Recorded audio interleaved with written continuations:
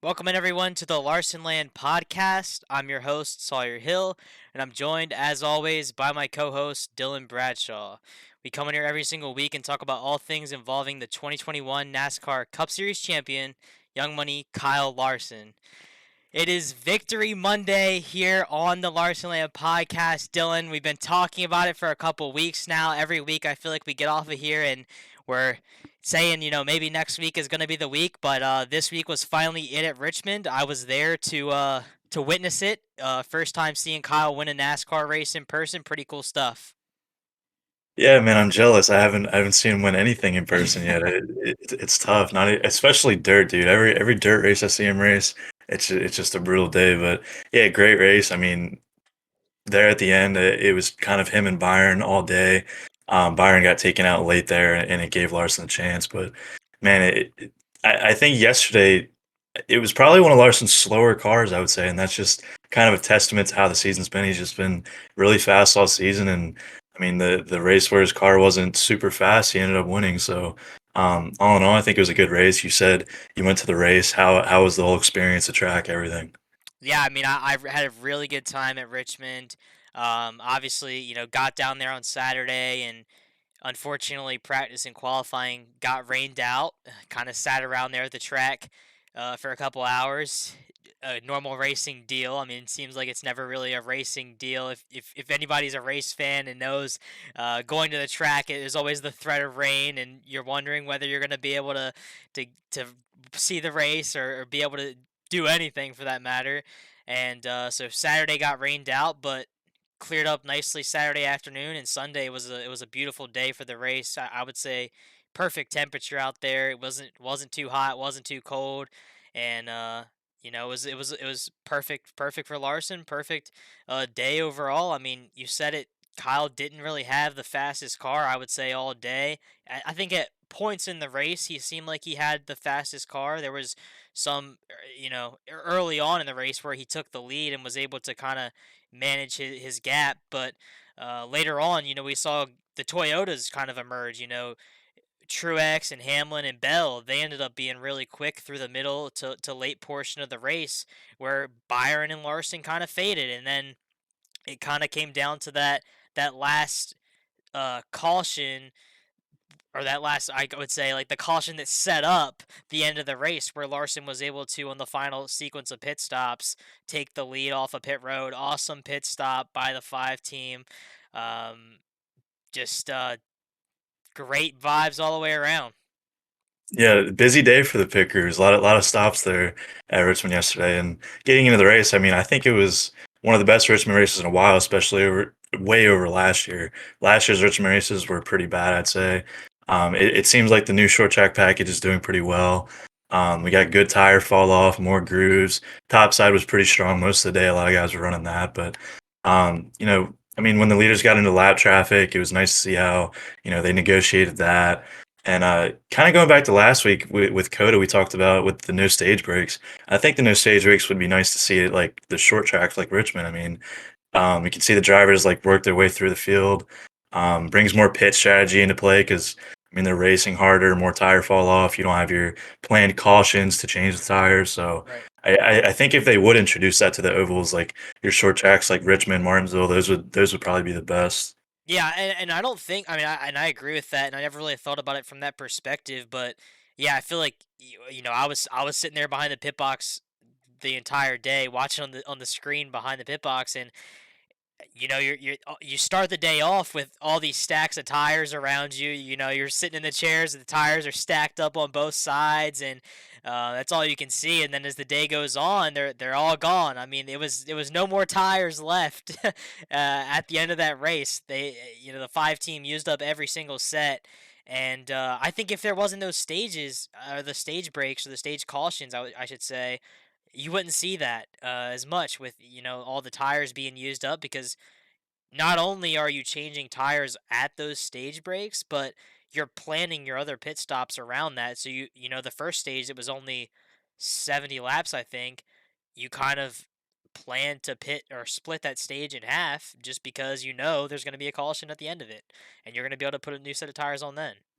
Yeah, I mean, I think there was 1 or 2 cautions. I mean, there was, like, less than 10 laps on the tires, and they just went in to get new Right. tires because the fall off is just so great, and we saw at the end of the race when Truex was leading, the one thing he didn't need was a caution because he only had I'm not sure what strategy he was on, but he only had 1 set left, and it was 6 lap scuffs, and the announcer said it, Larry Mack said it, that Truex did not need a caution to come out because that's all he had, and, the caution ultimately came out, he had those scuffs on, and he just kinda faded back, so the tire fall off is crazy. You sent a picture of the tires after like a pretty big run, and those things were just bundled with rubber. I mean, they're just right to the core. So, yeah, it's crazy. That's another thing that makes the race cool, though, is the tire fall off. But yeah, like I said, I think the no stage breaks would make it a lot cooler and not having the unplanned cautions.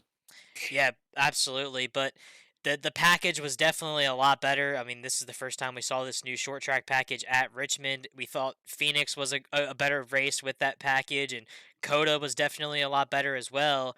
So. With a different road course package, so I mean, I think it's safe to say like we've this new package across the board has seemed to be an improvement for the next gen car.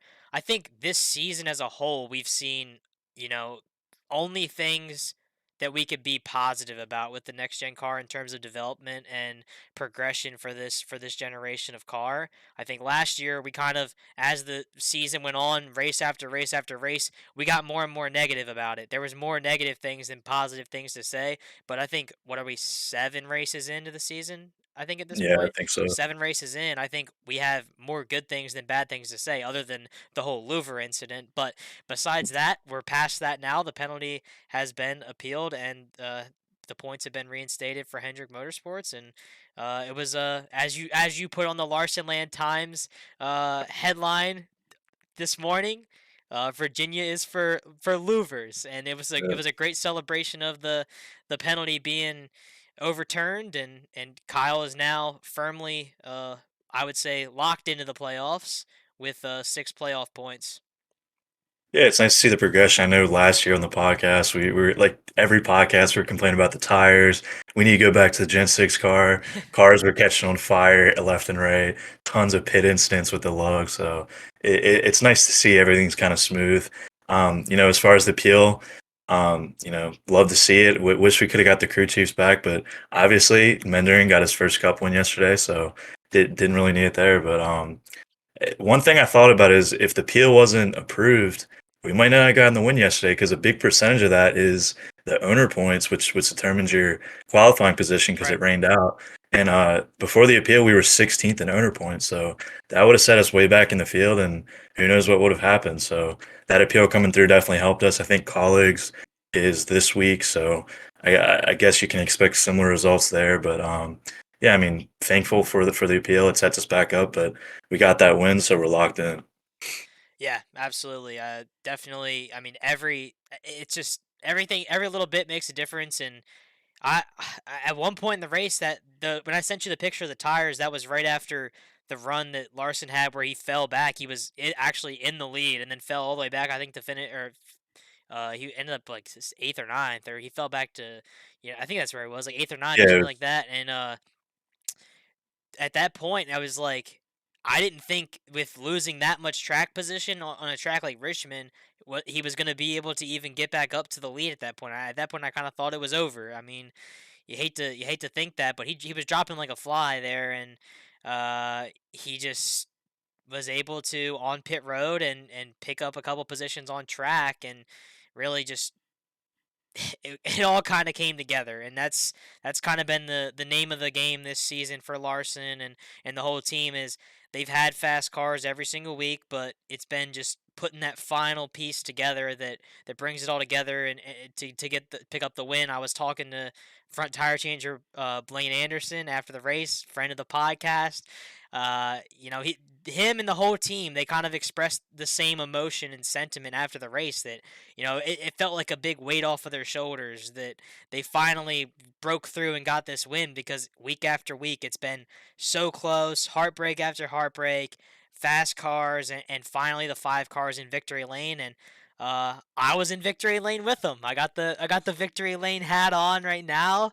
Dylan, I wish you were there, but it was a fun time just standing there taking in the whole victory lane scene. I walked in with Blaine and kind of just stood off to the side, stood out of the way, and just took it all in. It was awesome, man. The fans were all around victory lane, just chanting Larson, and everybody was excited. I mean, it was a big time win and big time celebration for the 5 team.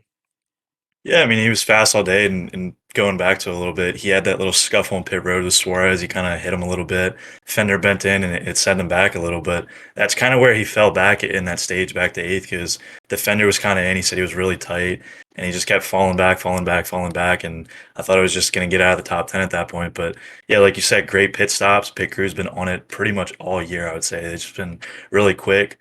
And it's pretty much been from what I can see on pit road, it's kind of Larson versus Byron Yeah. on pit road as well. I mean, on the track and on pit road, they're both just like lightning fast, way faster than everyone else. So, Hendrick's just been unreal this year. Byron with his 2 wins, Larson win, Bowman's point leader. I mean, he's been running top 10 pretty much all year. He's been great. Barry, we saw pick up a P2. He was on a different strategy there at the end. Um, I think it was him, McDowell, and Gillen. They kind of stayed out, hoped for a caution, and it ended up working out for him.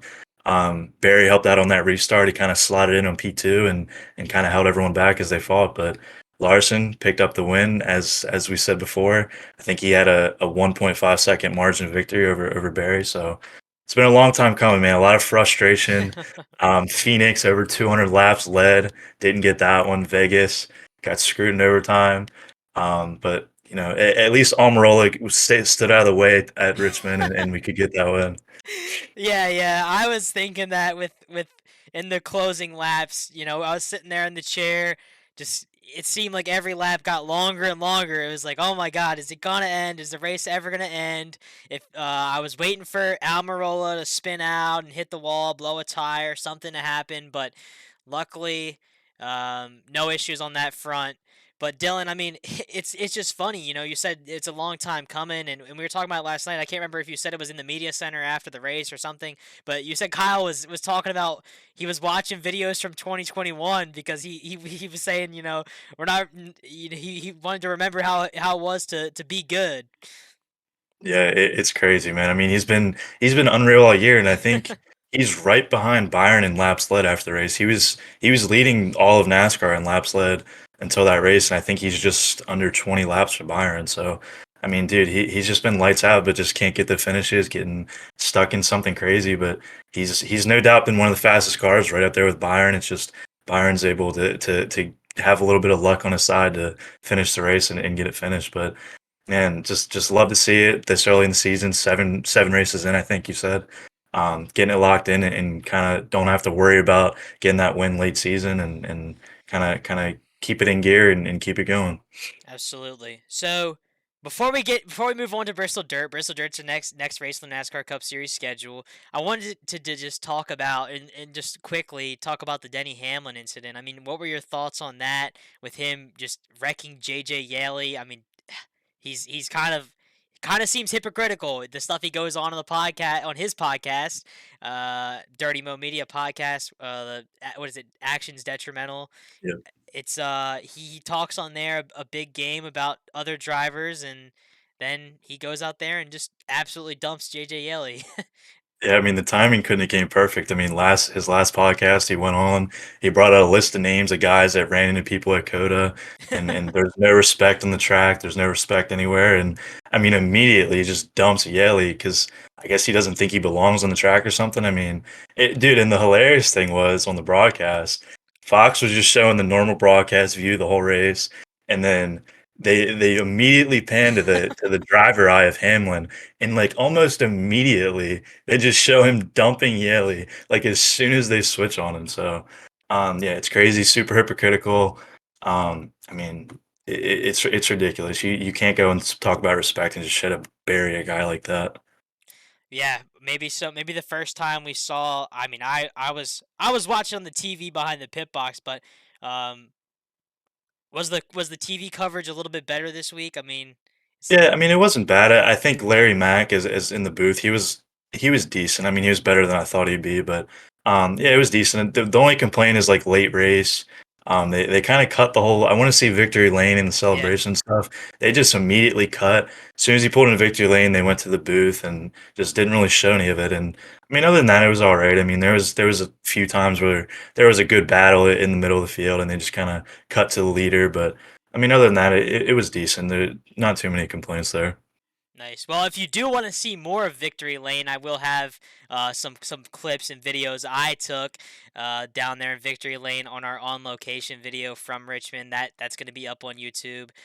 So if you're watching this on YouTube, the podcast on YouTube, I'll leave the link in the description to that, so you can check that video out. Our on location videos, we put a lot of work into those, trying to get a little bit of a different view for everybody to see what's going on at the track. But so yeah, Bristol Dirt coming up this week. I know it's not one of our favorite races, but I think Kyle's. I mean, he was good there last year, and I think he definitely has a chance to win. So again, we talked about it last week. Jonathan Davenport going to be in the field. Also announced today that he's going to be running the Truck Series race too at Bristol Dirt. Kind of interesting to me because I'm pretty sure that Bristol Dirt, the truck stuff, the practice for them, it conflicts with Larson's volunteer speedway, the race on Thursday. So are we not going to see Davenport at the Kyle Larson Late Model Challenge on April 6th? I mean, that's kind of what it looks like right now, but I hope he can come to both some kind of way, but cool for Davenport to get a ride in both truck and cup, and should be good practice for the cup race, him getting in the truck. Yeah, I'm excited to see him. I'm definitely pulling for him. I always want to pull for the dirt guys, and it's just crazy to me. Like when he was announced to run, everyone's like, "Who's that? Who's that guy?" I mean, he's only the best late model driver there is right now. So, the $2 million man, Jonathan Davenport. So, that would be cool to see him compete, and who knows, could pull out a little win there at Bristol Dirt. It's anyone's game. A lot of people always talk about, the dirt guys have way better chance on it. I mean, I don't know if you can exactly translate Yeah. it. Obviously, it helps, but like the first Bristol Dirt, I mean, I think it was Logano that won. He's never raced on dirt before, and I mean, it's just kind of anyone's game. It's completely different. It's a NASCAR on dirt, so and I think another thing is like if they were to continue the special dirt event, I think they should try to make their way to an actual dirt track. I think Bristol does like an okay job being a temporary surface, but like the track prep and everything that goes into it, like I just think it'd be way better at an actual dirt track. Right. I agree. I mean, I think that NASCAR should stay off of dirt altogether, but if they're gonna do it, go to Eldora, go to Knoxville, I mean, go somewhere, anywhere other than the Bristol dirt. I mean, it's no offense, but I mean, not only do we not like it as a dirt track, but we want to see two Bristol races on the pavement. I mean, that's what the track we love at Bristol, and I mean, I feel like we've talked about that numerous times on here on the podcast, but maybe we'll get two Bristol races back next year. But it seems like every single or the past 2 years they announced the Bristol Dirt Race like during the weekend. So maybe we'll know this weekend. Like if they don't announce anything about 2024 Bristol Dirt, then maybe it's gonna be done. we Yeah, can the, we can only hope. yeah. The crazy thing to me too is like, I mean, I'm kind of leaning towards it could be done because the other series aren't even running it this year. Yeah, It's there's just only crate late model stuff. I mean, there's yeah, no super late models, no sprint cars, even running Bristol Dirt this year, as far as I'm aware of. I mean, none of the major series, at least. yeah. It's crazy. I mean, NASCAR is like Bristol Dirt and the Clash. I mean, they're spending all this money repaving the Clash every year, putting dirt on Bristol every year. I mean, all that money add up, you could build an entire new track somewhere. I mean, it's just crazy to me. But yeah, I hope it's gone next year. That's one thing. I just hope they just mix up the schedule some more. I mean, Bristol Dirt, I don't want to see that again. Playoffs, I'm tired of seeing Phoenix Championship. I just kind of want everything to just cycle, get a different schedule going, and get things mixed up. But yeah, I mean, Bristol Dirt, looking forward to. We got a win in Richmond. Hopefully, we get a win on Thursday. Get a little birthday win for me. Yeah, A little Larson late model win. Been a long time since we've seen him in dirt, but back in the late model, and then he's back in the sprint car on the 11th at Lakeside for the inaugural high limit race. So, yeah, exciting stuff coming up for Larson in both NASCAR and dirt. yeah. I can't wait for Thursday. I mean, I'm excited for every Kyle Larson race that goes on, but like you said, Volunteer Speedway on Thursday, April 6th. Then next week, April 11th, Lakeside Speedway, the first limit for the or first race for the high limit sprint car series. First time we've seen Kyle on dirt in a while, but I think I was listening to D Swab, Derek Kessinger. I think he had a little sit down with Kyle talking about previewing the race at Volunteer, and we talk about the point of Kyle not being on dirt really that much this season. I don't really think anybody on the late model side of things have really been on dirt that much at all this year either. I mean, everything's been getting rained out. A lot of the major series haven't really been racing at all since Speed Weeks down in Florida. So maybe Kyle's not at too much of a disadvantage going into Volunteer against some of these other late model hot shoes. But really looking forward to that race. I did hear that Chase Briscoe is going to be running that one too. So we got two NASCAR guys now. Three: Briscoe, Larson, and Kyle Busch. I don't know if there's any other ones that you have heard of, Dylan. No, haven't seen any. I mean, I hope to. I mean, getting some more NASCAR guys in it makes it cooler seeing it. Like I said last week, kind of a nod to the prelude to the dream thing. So would like to see some more guys in there. But I mean, I think it's going to be a pretty stout field. I mean, there's just so much competition in the late model scene. So hopefully it'll be a good one. And not too worried for Larson with the time off. I mean, last year I think the Hillbilly 100 it was like 2 or 3 months Yeah, until he got in the late model and just came in and won it. yeah, So. let all the Um, laps. yeah, let all the laughs. So not too worried there, but I think it'll be a good one. And next two races are both Kyle Larson's events, the Kyle Larson Late Model Challenge and then High Limit. So kind of getting the publicity for his thing there. Yeah, and if you're close, if you're in the area of both of those races, go out to the track, go support it. Obviously we want to see Kyle's endeavors do good. So both of those races are going to be awesome, great tracks, and Bulls Gap at least. I mean, we've seen a lot of good races there put on over the past couple of years, but looking forward to it. We'll be. I mean, I think that's pretty much all we have to talk about on today's show as far as that goes. Um, Personally, I hope Davenport doesn't show up to Volunteer. Hopefully, he goes and stays in the Truck Series and goes and runs that stuff because maybe Larson will have a better chance of winning. But I think that should pretty much wrap up today's show. We'll be back again next week to recap the NASCAR Cup Series race from the Bristol Dirt, as well as the Kyle Larson Late Model Challenge at the Volunteer Speedway in Bulls Gap, Tennessee. If you're watching this on YouTube, please don't forget to like this video and subscribe. And if you're listening on Apple Podcasts, please follow our podcast so you don't miss a thing. Have a great rest of the week, everyone. And enjoy the on track action over the next 7 days. We will see you in the next episode.